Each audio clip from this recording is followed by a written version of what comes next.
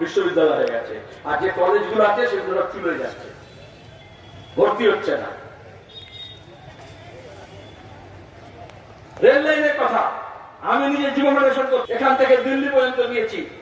প্রণব মুখার্জি তখন প্ল্যানিং কমিশনের deputy chairman, Manmohan Singh মুখ্যমন্ত্রী, তার কাছে গিয়েছি। আমি তখন রাজ্যসভা মেম্বার, যে 1 লাখ থেকে বালুরঘাট পর্যন্ত রেল লাইন চালু করতে হবে।